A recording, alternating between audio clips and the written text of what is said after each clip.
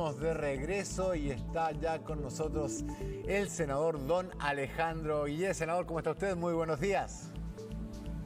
Buenos días, Rafael. Yo pensé que está en Afganistán combatiendo a los talibanes, pero veo que ya... Me encantaría estar ahí.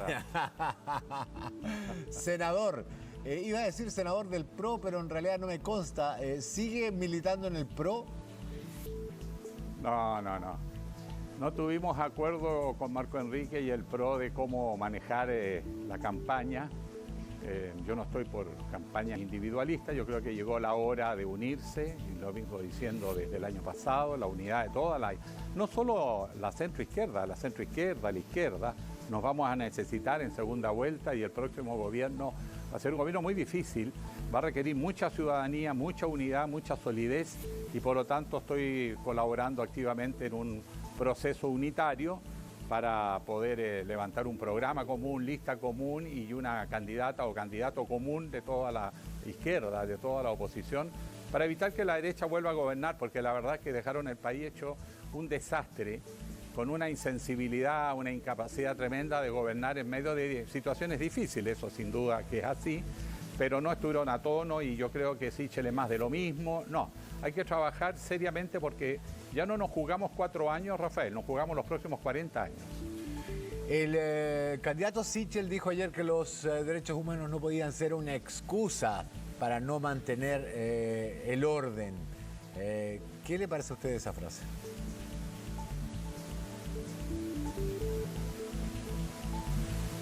Senador, ¿me escucha?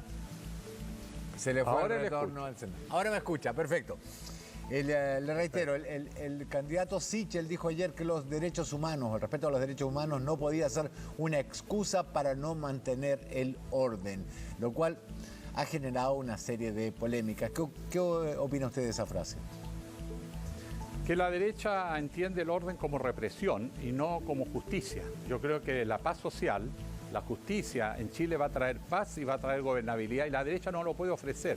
Lo que ellos van a ofrecer es represión ante el descontento social y la lucha por más igualdad y terminar con el abuso. Precisamente el que anuncia Sichel, que por lo demás es el hombre Piñera, así que no va a haber ningún cambio en las políticas actuales con Sichel. No se olviden, varias veces yo he dicho cosas que después los hechos demostraron que eran verdad.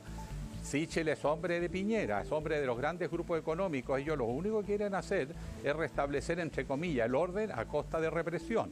Nosotros pensamos que Chile necesita justicia, necesita participación, necesita un gran proyecto que nos convoque a todos y que converse con el proceso constituyente que ya está trabajando bastante bien. Yo felicito a los constituyentes porque están avanzando y nos están dando una buena esperanza de que es posible los grandes cambios con paz, con armonía y con diálogo. ¿Usted va a trabajar por un proyecto unitario? ¿Con quién? ¿Con Gabriel Boric? ¿Con Jasna Proboste? ¿Con quién? En primera vuelta con Jasna Proboste, yo espero pasar con ella a la segunda vuelta. Creo que ofrecemos una opción de certeza, de paz social, de gobernabilidad, de trabajo con las organizaciones de la sociedad civil, que es la parte que yo voy a contribuir en su campaña, trabajando con organizaciones sociales para que se sientan partícipes y sean partícipes de todo este proceso de cambio. Los cambios no se hacen sin ciudadanía, los partidos tienen que entender, tienen que abrirse y por lo tanto ese es mi espacio natural y creo que Jasna Proboste es una gran candidata, mujer de regiones, de origen atacameña. Además ella tiene experiencia porque ha sido seremi, gobernadora, ha sido ministra, senadora, diputada. Tiene una enorme experiencia a pesar de su juventud, porque es una persona muy joven y llena de fuerza y de energía. Ese proyecto colectivo es el que he adherido y ahí estoy trabajando ya con mucho entusiasmo. De hecho, a eso de las 11:30 tenemos un acto bien bonito ahí en el Parque Yarlán, muy simbólico además por el padre Andrés Yarlán, otra persona que luchó y murió por los derechos humanos y la protección de la gente más privada de nuestro país. Así que es muy simbólico partir ahí con la campaña y estaré, por supuesto, en ese acto. Eventualmente, si la senadora Proboste no pasa a segunda vuelta, ¿se plegaría un proyecto de Gabriel Boric? Por supuesto, yo creo que hay que trabajar por la unidad de toda la oposición. Yo creo que el que pase a la segunda vuelta va a tener que reagrupar, y yo espero que lo entienda así, reagrupar a toda la centro y la izquierda para tener una propuesta unitaria, porque nadie va a poder gobernar con un tercio. Necesitamos la inmensa mayoría del país, una gran mayoría, no solo política, una mayoría ciudadana, que la ciudadanía sienta parte de un cambio, como ocurrió con don Pedro Aguirre Cerda y a la incorporación de las clases medias, por ejemplo. Ahora hay que incorporar mucho más al mundo popular, pero a través sobre todo de sus organizaciones sociales. Ahí estamos trabajando nosotros con organizaciones sindicales, juntas de vecinos, clubes de adulto mayor, personas mayores se dice ahora. Incluso me falta incorporar más a la campaña y vamos a hacer ese aporte con organizaciones deportivas, los ambientalistas, animalistas, toda la gente que está en el tejido social de Chile, en la vida cotidiana, que es el tipo de gente con la que yo he trabajado estos años y que creo que deben ser parte de un gobierno y que tengan interlocución directa con la candidata en la campaña. Ese es mi propósito, en la manera como yo puedo contribuir. Senador, en una entrevista anterior que yo hablé con usted me dijo que la prolongación una y otra vez del estado de emergencia había llevado a una serie de irregularidades en las regiones en las asignaciones por trato directo. Me acuerdo que lo mencionó. Sí, claro, porque Chile Compra. Claro, porque inmediatamente después de eso salieron varias revelaciones precisamente en ese sentido. ¿Eso ha seguido ocurriendo? ¿Eso se puede perseguir judicialmente? ¿Se pueden determinar responsabilidades o producto de este año que hemos vivido con pandemia de estado de excepción vamos a descubrir en un par de meses más que tuvimos además una enorme pérdida por mala gestión de recursos? Bueno, efectivamente, a raíz del estado de emergencia, la autoridad central, el gobierno tiene una serie de atribuciones y facultades para saltarse muchos procesos de fiscalización y de concursos, de licitaciones públicas, porque hay una emergencia evidente y este gobierno la ha usado para favorecer a los grupos económicos que apoyan al gobierno, perjudicando claramente a las pymes. Eso se ve con las estadísticas de Chile Compra, por ejemplo, que era un espacio donde las pymes, que están más organizadas, más estructuradas, tenían un acceso a mercado que lo han perdido. Y además hay otras cosas que tienen que ver no necesariamente con ilegalidades, pero con una concepción de Chile profundamente equivocada. Le doy dos ejemplos. En el norte de Chile, los camioneros tienen una importante organización, toda la macrozona norte, de Atacama al norte, para trabajar con las mineras, y ellos se dedican al transporte. Pues ahora Codelco, la principal empresa del Estado chileno, les anunció que va a licitar a un consorcio internacional ese servicio y ellos van a terminar prestando el mismo servicio, porque la empresa transnacional no lo va a hacer, va a subcontratar, y los subcontratados van a ser los camioneros chilenos que van a terminar de empleados de una transnacional que va a hacer el gran negocio y lo único que va a hacer es proletarizar a los pymes de los camiones. Lo mismo está pasando en el Trans Antofagasta. En marzo entró a funcionar el nuevo sistema de transporte público. Los pymes de Antofagasta, los microbuseros, lograron modernizar sus buses, hicieron enormes inversiones, pudieron entrar al mercado con mucho mejor servicio, a pesar de la caída de más de un 40% de la demanda de público por razones obvias de la pandemia. Y ahora les anunciaron que se va a hacer una licitación nuevamente amplia para grandes grupos económicos para los buses eléctricos. Y además le crean una línea paralela. En vez de trabajar en todas las líneas una reconversión de buses con los empresarios, con los pymes que están trabajando, prefirieron traer gente de afuera y una vez más dejar endeudados en una situación complejísima a los microbuseros del norte. Entonces, esa tendencia de entregarle todo a los grandes grupos económicos y destruir a las pymes es una política sistemática de este gobierno que encuentro nefasta, porque con la situación económica que estamos viviendo, si las pymes quiebran, que ofrecen hoy más del 50% del empleo en Chile, la verdad es que la gente no va a tener dónde refugiarse y el desempleo va a aumentar, lo que va a afectar la paz social y, por cierto, la gobernabilidad del país. Les anuncio y se los digo a todos los chilenos para que después no digan que las cosas nadie las vio venir. Lo que está ocurriendo con la política de este gobierno y que Sichel va a continuar es entregarle la economía del país a los grupos económicos más grandes, perjudicando a las pequeñas y medianas empresas. Ese es un daño inaceptable porque es una destrucción de las familias chilenas que están detrás de las pymes, pero también es una concentración de la propiedad sin precedentes en Chile. Vamos a salir más pobres, Rafael, de esta crisis, pero además con la economía mucho más concentrada en pocas manos. Eso es lo que tenemos que impedir. Por eso la derecha no puede ganar en diciembre, porque es nuestra autodestrucción. Senador, y usted ya anunció que no va a ir a la reelección. ¿Qué camino va a seguir? No. ¿Va a renuncia al PRO Siempre y además cuando uno no va a la entra a lo reelección? público, sigue lo público. No, yo creo que uno no tiene por qué pensar que el único camino es ser candidato a algo y además ser parlamentario. Yo creo que hoy día están pasando mucho más cosas, por ejemplo, en el proceso constituyente que en el Congreso Nacional, y así va a ser. Pero este Congreso que se elija va a ser importante porque va a tener que conversar con la constituyente, porque va a tener que transformar en leyes todos los acuerdos de la Constitución. Así es que todos tenemos que trabajar, y solamente siendo candidato no es el único espacio, podremos colaborar donde las circunstancias así lo estimen. Yo en eso no tengo ambiciones definidas ni espero nada, solo quiero colaborar en algún lugar que sea útil. No me quedó claro, ¿usted ya presentó su renuncia al PRO? Sí, efectivamente. Yo el lunes me retiré mi candidatura porque habría encabezado una lista que habría dividido a la centroizquierda, y no era mi propósito. Yo siempre dije que era partidario de la unidad, con una lista común, un programa común, candidato común. Y bueno, en el PRO se tomó otra decisión, yo la respeto, ni siquiera la critico, pero no es la que yo me había comprometido y en la que entendí que estábamos trabajando con el PRO. Puedo que a lo mejor entendí yo mal, pero yo estoy por la unidad, listas comunes, acuerdos amplios. Se gobierna Chile con mucha unidad y con mucha alianza, no solo política, también alianza social. Y por lo mismo encontré que ese no era mi camino y retiré mi candidatura y me puse a trabajar para la campaña Jasna Proboste, y apoyaré a los candidatos que representen el cambio tranquilo, el cambio con participación, con diálogo, que creo que es lo que Chile necesita hoy día. Yo estoy ahora ya en otra. ¿Y sobrevive el PRO a este proceso eleccionario? No lo sé. Yo francamente no es mi tema, no tengo por qué desearles mal, simplemente no llegamos a acuerdo. Teníamos un muy buen diagnóstico inicial de lo que está pasando en Chile, pero discrepamos profundamente acerca del camino a seguir para poder enfrentar ese diagnóstico, ¿no? Y asumirlo. Les deseo suerte, no tengo ningún complejo de estar deseándole mal a nadie, no corresponde en este momento. Además, la historia demostrará quién está en lo cierto, quién está equivocado, así que hay que ser más humilde en este momento. Hay que colaborar simplemente en lo que uno cree honestamente, y si hay que hacer sacrificio hay que hacerlo.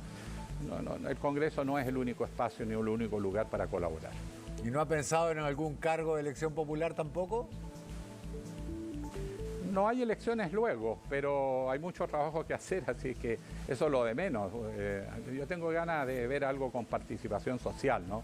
Trabajar con las organizaciones sociales. Yo tengo un compromiso, quiero que sepan todos los amigos de la mesa técnica, de la sociedad civil, del Comando Ciudadano, con que hemos trabajado estos últimos años, que yo voy a seguir cumpliendo mis compromisos, y que eso no se agota en la colaboración que uno podía prestar en tanto senador de la República. También hay otras maneras de hacerlo, y además me interesa también trabajar en cursos de formación de líderes nuevos, de jóvenes. Ya. Creo que hay mucha energía, pero hay que ponerle también formación, más cabeza, más estudio, para formar realmente los futuros cuadros que van a gobernar Chile o que ya están integrándose. Es muy bonito ver toda esta renovación también, y eso es un aporte que uno puede hacer desde atrás, no tiene que ser siempre el protagonista. Yo muchas veces fui a la gente, Rafael, a pedir el voto y el apoyo. Ahora me toca a mí dar el apoyo y prestar mi voto. Senador, yo recuerdo el cierre de campaña cuando usted fue candidato presidencial con Pepe Mujica, llamando a la unidad de la centroizquierda, diciendo que cada vez que habían ido separados habían perdido.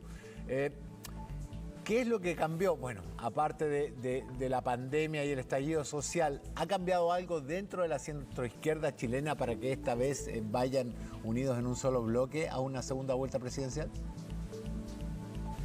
Mira, yo creo que parte de la crisis general de las instituciones que vivimos la vida en los partidos políticos, que a veces piensan que la unidad es solo entre los partidos políticos o con pactos electorales. Yo creo que no, que lo que Chile requiere es un nuevo pacto social, que las organizaciones de la sociedad civil sean partícipes activos de la toma de decisiones, que la regionalización sea una realidad, que en las regiones también participen, no solo los actores políticos, también los actores sociales, los actores económicos, los actores sindicales, todos tenemos que participar en el nuevo Chile. Eso tiene que quedar consagrado en la nueva Constitución, un Chile más descentralizado, más participativo, con más justicia, con más equidad y con una sociedad de derechos garantizados. Hoy día es impresentable ante los ojos de cualquier persona que no haya gobiernos paritarios, que no haya derecho a una educación de calidad, que la gente, una mamita que llega a un consultorio con su agüita en brazos, no le digan que el plan o el programa que tiene de salud no le cubre la enfermedad de su hijo. Eso ya no es aceptable y eso yo creo y espero que lo comprenda gente que va mucho más allá incluso de la izquierda y de la centroizquierda. Esa nueva sensibilidad la que tenemos que poner en valor y que tiene que ser el principio rector de nuestra economía, de nuestra sociedad y nuestro sistema político. Chile ya cambió, Rafael. Lo que va a hacer la clase política es conducir esto para darle una expresión institucional. Por eso yo no creo que la energía principal esté, por ejemplo, en el Congreso Nacional. Confío mucho más en el proceso constituyente y felicito a los constituyentes porque más allá que les han dado embate de todos lados y hay sectores de la derecha que además quieren destruir ese proceso, la verdad que se han ordenado, que ya están sacando el reglamento mucho antes de lo que se esperaba. Anoche que se han llegó el borrador. organizado en comisiones, están trabajando muy bien. Sí, ahora, el proceso constituyente sí ha resultado sorprendente, pero desde la clase política lo que hemos visto precisamente es como, desde antes incluso del plebiscito, es la reticencia al cambio. Es tremendamente curioso el proceso que hemos visto porque aunque la llamada plebiscito surge por un acuerdo legislativo, esto fue obtenido por la presión de las calles. Poco antes de eso había protestas frente al legislativo. Entonces, ¿no es hoy el legislativo más bien una suerte de freno al embate de los cambios que pidió la calle y que está realizando la constituyente? Bueno, por eso yo mismo consideré que no era tan esencial estar como candidato al Congreso. Es más importante apoyar en la sociedad civil y por eso yo tomé mi opción. Pero de todas maneras vamos a necesitar un Congreso que traduzca en leyes orgánicas los acuerdos de la Convención Constituyente. Vamos a tener que conversar. Es efectivo lo de los partidos. Yo creo que hay una crisis general de las instituciones del siglo XX, no solo de los partidos políticos. La democracia representativa está muy cuestionada. Tenemos que abrirnos a una democracia participativa con integración de las organizaciones sociales, con los movimientos sociales. Una democracia quizá un poquito más líquida, pero que va a obligarnos a dialogar mucho para llegar a acuerdos. Eso va a ser muy bonito porque nos va a permitir un Chile muy participativo y eso le va a dar también gran oportunidad a las regiones para poder constituirse en actores de la vida nacional y no solo gobierno de las élites, aunque sean iluminadas. Pero yo creo que lo que el país cuestiona mucho hoy día es el rol de las élites. No se trata que no necesitemos una clase política, pero tiene que estar más ciudadanizada y segundo, tiene que escuchar más a la gente. Y de eso me voy a preocupar yo, por lo menos en la campaña Jasna Proboste, que es escuchar a la gente y trabajar con ellos para que sean también voz en el comando de Jasna Proboste, como lo hice en el periodo anterior de Michelle Bachelet. Yo también entré a la política no porque tuviera ambiciones especiales, para mi familia, para mí fue más bien un sacrificio, pero lo hicimos con gusto porque era donde pensábamos que teníamos que estar. Hoy tenemos que volver a la sociedad civil, yo creo que ahí está efectivamente la fuerza, es la convención constituyente donde está el vigor mayor del cambio.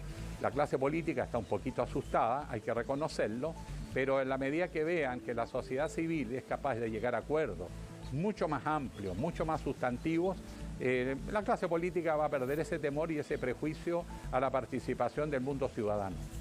Un par de definiciones económicas. ¿Se debe extender el IFE hasta cuánto? ¿Hasta cuándo, digo? ¿Y de cuánto valor? Nos está costando cerca de 3.000 millones de dólares mensuales que son solo gastos, no hay inversión ahí. Es cierto, se estimula la economía, se da mayor liquidez, pero además está impulsando la inflación. Y segundo, ¿es partidario de un cuarto retiro? Con respecto al IFE sí, hasta diciembre me parece, pero luego vamos a tener que hacer políticas focalizadas en aquellas familias que están desempleados, los jefes del hogar, hombre y mujer. Y al mismo tiempo las pymes, porque hay mucha pyme que está con deudas enormes. Hay que hacer una política sistemática, además de promoción de las pymes, no solo de ayudarle a salir de las deudas porque no han podido funcionar durante gran parte de esta pandemia. Y ahí hay algo que es importantísimo que hacer. Por lo tanto, hay que ir cambiando estas herramientas. Si antes nosotros mismos peleamos por un IFE universal, ahora vamos a necesitar ayudas más focalizadas en aquellos que no están participando de la recuperación económica de la economía, que ya empieza a mostrar buenos avances, porque al batirse en retirada la pandemia, a lo menos hasta ahora, y golpeamos en el pecho, esto parece mejorar significativamente, eso está asociado también a una recuperación económica. Bien. Respecto al tema del cuarto retiro del 10%, yo creo que ahí hay un problema práctico que la gente tiene que estar consciente, es que al haber mucho dinero en la economía se está produciendo mucha inflación y la inflación se come los salarios, se come los ahorros, incluso previsionales de la familia. Creo que tenemos que buscar mejores soluciones para los problemas que estamos viviendo y no recargar en el ahorro previsional la salvación de la familia chilena. Por eso el gobierno tiene que dar señales rápidas, pero es difícil que lo haga. Pero por lo menos los candidatos de oposición mostrar un vigoroso plan de apoyo al desempleo para recuperar el empleo y promover a las pymes, que son grandes generadoras de empleo, en forma más rápida, más ágil. Y un último dato, para aquellos que siempre anuncian catástrofe. Cuando se retiró el primer 10%, anunciaron que eso era el fin de la economía chilena. Después vino el 20, el 30, ya llevamos el 30% de los fondos de retiro, y eso es lo que permitió que la economía esté activa. Si no se hubiese retirado esos fondos y no tuviésemos una inyección de 50.000 millones de dólares en la economía, créame, hoy día el país estaría sumido en una más profunda crisis económica y social de su historia. Fue la gente con sus ahorros la que salvó al país, no la política económica del gobierno. Por eso que también hay que poner las cosas en su contexto y dejar de asustar a la gente y más bien proponer un plan sistemático, como lo hicimos con los mínimos comunes que lideró Jana Proboste en su calidad de presidenta del Senado, y de ahí su popularidad, porque interpretó el sentir nacional que había que apoyar a las familias, que había que apoyar a las pymes, pero de una manera más sistemática. El próximo gobierno va a tener que hacerlo esto mucho más reforzado, pero con políticas probablemente que estén más claramente dirigidas a los que se están quedando atrás. Y los que están ya recuperándose, bueno, tener la paciencia, porque también hay que pensar en el futuro. A todos algún día nos vamos a tener que pensionar y cualquier sistema previsional que venga va a pasar por el ahorro individual, el aporte del Estado y el aporte del empresario. Pero eso toma un tiempo. Entonces, hay que buscar las mejores herramientas para cumplir el fin de mantener la familia a flote. Insisto, hay gente que lo está pasando pésimo, están perdiendo sus casas, las deudas hipotecarias, las deudas de las pymes. Hay que tener un plan de emergencia. El próximo gobierno va a ser un gobierno de emergencia. Y eso también tenemos que aclararlo. No solo vamos a construir el futuro, tenemos que recuperar un país que está desplomado. Senador Alejandro Guillén, muchísimas gracias por este contacto con CNN y Televisión. Que tenga usted una muy buena jornada. Gracias, Rafael. Cuídese de los talibanes que estaban preguntando por usted. Muchas gracias.